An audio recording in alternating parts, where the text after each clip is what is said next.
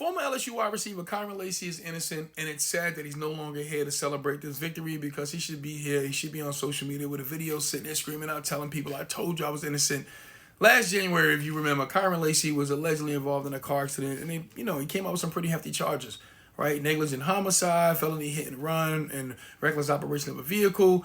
And his bond was about $150,000 when he eventually turned himself in. It was big news in Louisiana. He's an LSU football player, and anything that they do is always going to make the news. Now, the sad part about this is that we know there was no footage released. Usually when a car accident happens, footage is released immediately. Somehow, some way, we never saw this footage. But thank God for his lawyer, Matthew Ory, who kept his promise to Kyren and his family. When Kyren first met him, he asked him, he said, "You got me?" He said, "I got you." He reiterated this at his funeral when he spoke to everybody in the crowd, and he kept his word, as I just mentioned.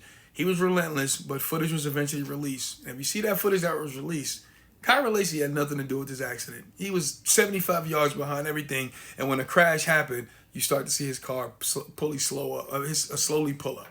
Now, it's just kind of crazy. If this footage had been around or was released a lot sooner, he would still be here. This all could have been avoided.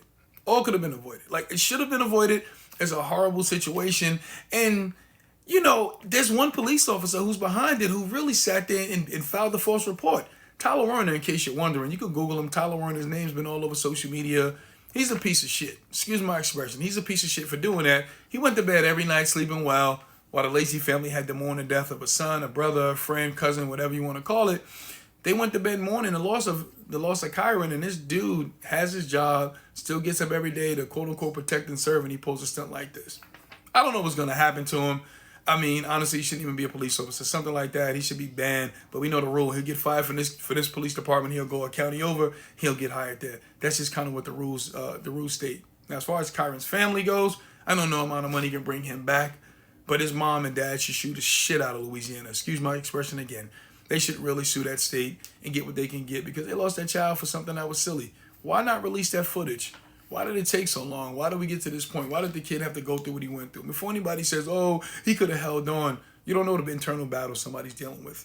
You think you're going to the NFL and, all your dreams are being shot down. You're hearing you're going to get all this jail time and your mind is just wandering all over the place. Everybody isn't strong like that to hold on sometimes. I think we take it for granted that some of us are stronger mentally than others are.